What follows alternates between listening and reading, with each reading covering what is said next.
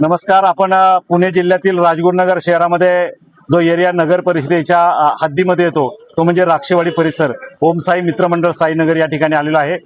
खरं तर गेले 5-7 दिवसापासून पाऊस या ठिकाणी भरपूर प्रमाणात पडतोय आणि हे पाऊस पडत असताना आपण पाहतोय की हा मुख्य रस्ता एक कॉर्नर आहे.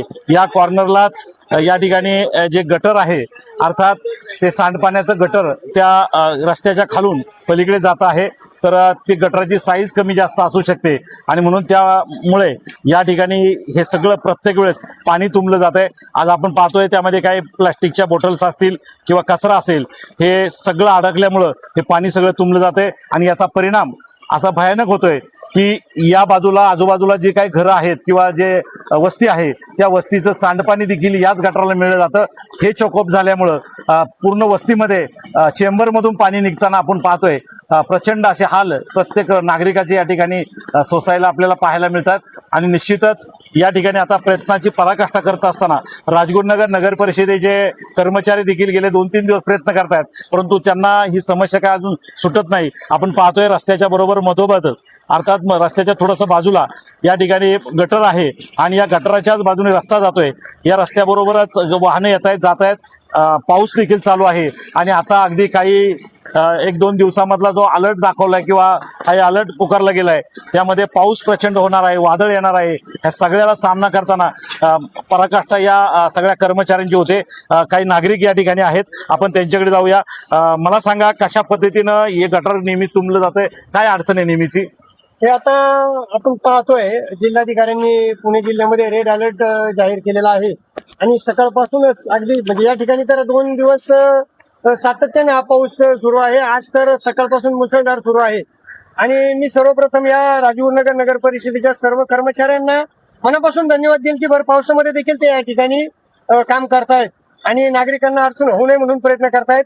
वास्तविक ही जी समस्या आहे ही समस्या गटार किंवा ड्रेनेज लाईन जे आहे ते एकदम अगदी छोटे 20-25 वर्षापूर्वीच्या सर्व लाईन आहेत. हा जो भाग आहे वार्ड क्रमांक 3 हा सुरुवातीच्या काळात हा संपूर्ण वार्ड राक्षेवाडी ग्रामपंचायतीला अटॅच होता आणि राजगुरुनगर ग्रामपंचायत असताना राक्षेवाडी ग्रामपंचायत असताना या सर्व जुन्या लाईन आहेत. 20-25 वर्षापूर्वीच्या लाईन आहेत. त्यावेळेच्या लोकसंख्येनुसार तयार झालेली ही सर्व रचना आणि आता आपण पाहतोय एक इमारत उभी राहिली तर त्यामध्ये 30-40-50 फ्लॅट उभे राहतात. हा परिसर झपाट्यानं वाढलाय, रेसिडेन्शियल एरिया झालेला आहे. 400-500-700च्या घरात फ्लॅट वरच्या भागामध्ये आहेत आणि तो सर्व लोड या ठिकाणी या ड्रेनेज लाईनवर येतोय जो या लाईनला सहन होत नाही. त्यामुळे या ठिकाणी आधुनिक जी काही ड्रेनेज लाईन आहे ती होणं गरजेचं आहे. या संदर्भात आपले कार्यक्षम नगराध्यक्ष माननीय मंगेशदादा गुंडाळ आणि या प्रभागाचे दिनेश भाऊ सांगोर, नगरसेवक स्नेहलताई राक्षे हे सर्व प्रयत्नशील आहेत आणि नगराध्यक्ष मंगेशदादा यांच्या माध्यमातून या ठिकाणी मोठ्या स्वरूपाची ड्रेनेज लाईन या ठिकाणी करायची आहे. परंतु काही थोड्याशा तांत्रिक अडचणी आल्यामुळे ते काम 1 ते 2 दिवसात सुरू होईल असं मंगेशदादांनी सांगितलंय, दिनेश भाऊंनी सांगितलंय, स्नेहलताई वगैरे सर्वच नगरसेवक या ठिकाणी प्रयत्नशील आहेत. राजगुरुनगर नगर परिषदेचे सर्व नगरसेवक तसे त्या पद्धतीने कुठेही अडचण निर्माण होणार नाही अशा पद्धतीने सर्व नगरसेवक आणि नगराध्यक्ष, उपनगराध्यक्ष, सीओ सर्व प्रयत्नशील आहेत.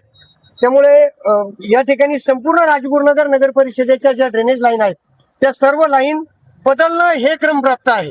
कारण या सर्व जुन्या लाईन आहेत, जुन्या लोकसंख्येनुसार तयार झालेल्या लाईन आणि आता लोकसंख्या वाढ झालेली आहे. म्हणजे लोकसंख्या सोडून या ठिकाणी कामगार वर्ग खूप आहे. MIDC मुळे सर्व लोक या ठिकाणी रेसिडेन्शियल एरियामध्ये राहत आहेत, परिसर वाढलेला आहे. त्यामुळं या सर्व लाईन वाढणं गरजेचं आहे, रस्ते वाढणं गरजेचं आहे. खरं तर आपण ऐकलंय की रहदारी वाढलेली आहे, राजगुरुनगर शहर झपाट्याने वाढतंय. प्रत्येक ठिकाणी अशा समस्या जाणवत आहेत. बऱ्याचशा व्हिडिओ आपण या निमित्ताने दाखवणार आहोत. प्रत्येक भागाभागामध्ये या ठिकाणी पाणी साचले आणि हे पाण्याचा निचरा होण्यासाठी ड्रेनेज लाईन मोठी होण्याची गरज आहे.